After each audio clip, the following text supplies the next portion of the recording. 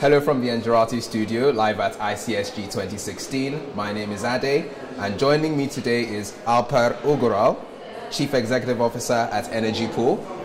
One of the key topics for debate at the moment in the energy industry, whether you know it or not, or you probably do, is demand response. Much ado about demand response. And Alper, to kick things off, would you mind giving us a quick run through of the what and why of demand response and where the real value is? Yeah. You know, in energy markets, it's all about keeping the balance between the demand and supply.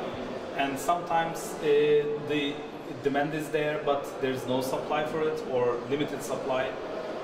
So in order to make the balance, you can grow the supply of it, but in case that you're not, then demand is also, that's something that you can play to keep this balance. Hence the name demand response, and we make demand to respond to the market conditions. And this, of course, makes the grid more stable in terms of these kind of emergency situations. And also it can help more renewables coming into play as well, because as you know, when you're talking about renewables, it's all about if there's enough sun or if there's enough wind, or maybe it's not raining. So these will keep growing and growing the imbalances of the system, and for the balancing need, you need some different tools. You cannot always play with the generation. This is a way to play with the demand side, and actually one of the best things is the capacity is already there, already buried within the large end users, and then of course the mid and small ones. All the thing that we have to do is just change our minds and just unleash the potential. Right. So to unleash that potential. One of the key, when we were talking beforehand, you mentioned key actors, you know, at a country level, a utility level, and then also an end user level. Would you mind walking us through what demand response means to these actors and what the requirements are really from them? So in order to integrate demand response, of course the first question is the regulation. You have to define the play field and the play rules.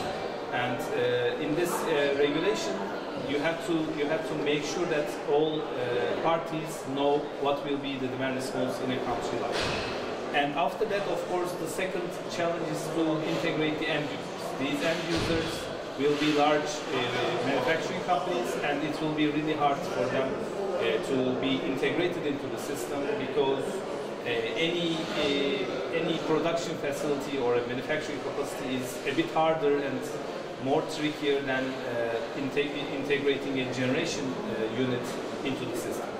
And of course, once you get past these technical or regulatory issues, then it's all about the mindset, because actually demand side demand users, actually they are more used to they are more used to having the power always on. But now they have to learn that when they take it off, they will earn money out of it. So it's a mind change at the end. Okay, so it's a holistic view of the demand response equation, really, or the demand response solution. The other side of this is the technology paradigms. We're seeing a lot of talk about microgrids and virtual power plants. Yeah. Can you walk us through how these technology paradigms could affect the demand response equation? Yeah, sure. As I said before, one of the most tricky parts is to integrate the end users. In order to integrate end users, you need automation, and maybe in the future Internet of Things technologies coming into play. And this is only on information management side. And each day on the generation technologies, we see new technologies coming into the play as well. These are, of course, started from the large generation sites, but now more into distributed energy resources. So once these generation are getting smaller and smaller, then it will be, the need for balancing them will be higher and higher. So that's why you need to aggregate them, and once you aggregate them, you have to monitor them live and continuously, and then you will try to balance them so that the system operator can actually act on it. because think of a system operator. On one hand, probably they will have maybe a 1,000 megawatts of generation, which they can regulate the power much easily. But on the other hand, they will have thousands of 1 megawatts solar or wind power. So they have to do something about it so that it will be easy to manage. Demand response can help with this as well. And integrating these renewables with demand side response, we can actually create what we call a virtual power plant, and it can help TSOs to easily regulate the balance within the physical market. Okay, so basically automate, monitor and distribute. These were three key themes that you mentioned there. Would you say that those really cover the key challenges with demand response as well?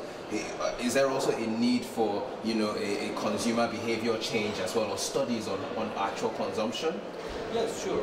Actually, it's very nice of you that you mentioned about the behavioral change, because at the end, let's say that maybe 10 years from now or 20 years from now, I don't know how many, but at some point it will come down to behavior.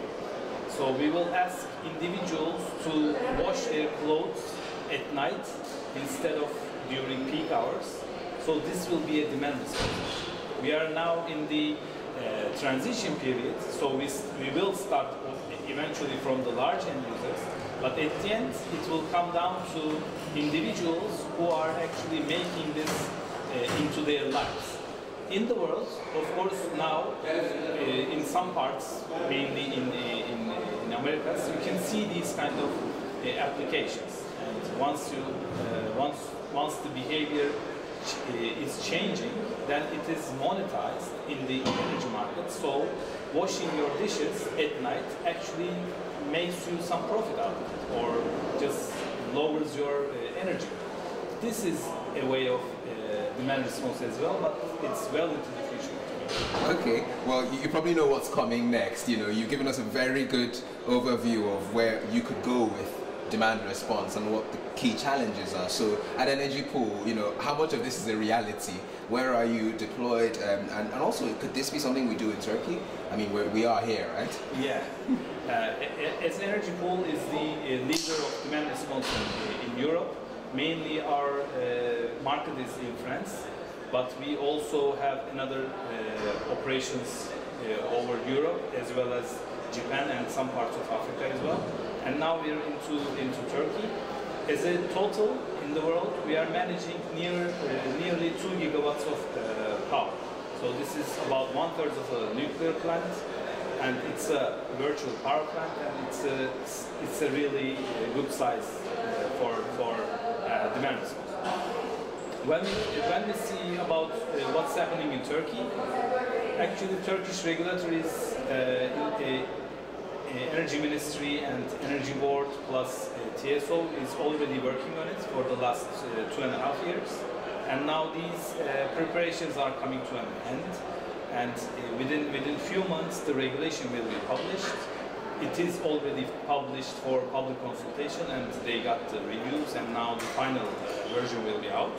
Once the final version is out, then the demand response actually will start, and we are just at the tipping point in Turkey in terms of demand response. Well, thanks, Alper. I think that's a great place for us to end the interview. Thank you. Okay, so for more videos from ICSG, and if you'd like to hear more about smart grids, smart cities, maybe even about demand response, click below and around your screen.